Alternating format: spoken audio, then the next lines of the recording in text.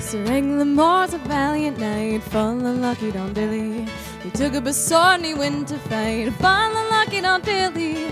As he rode o'er hill and dale, all armored in a coat of mail, full of lucky Don Dilly.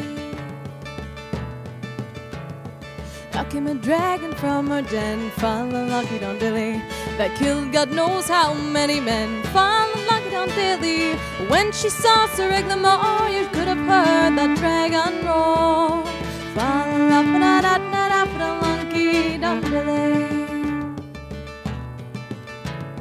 Well, then the trees began to shake, full of lucky Don Dilly.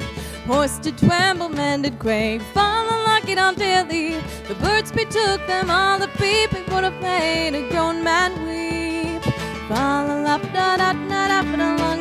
Don Dilly. And all in vain it was to fear, full of lucky Don Dilly.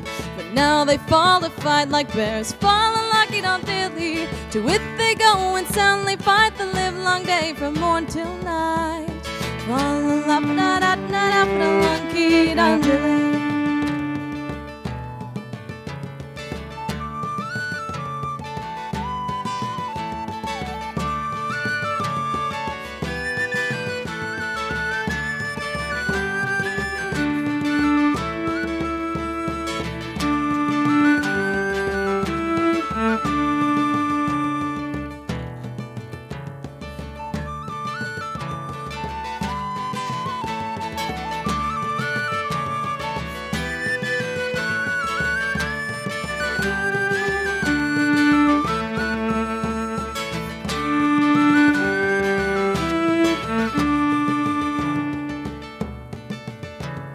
This dragon had a plaguey hide, full of lucky Don Dilly, that could the sharpest steel abide, full of lucky Don Dilly. No sword could enter through her skin, which vexed the night and made her grin, full of lucky Don Dilly.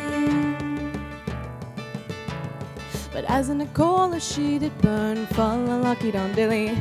He fetched the dragon a good turn, full of lucky Don Dilly. As a yawning she did fall, he thrust his sword up hilt and all, full of lucky Don Dilly.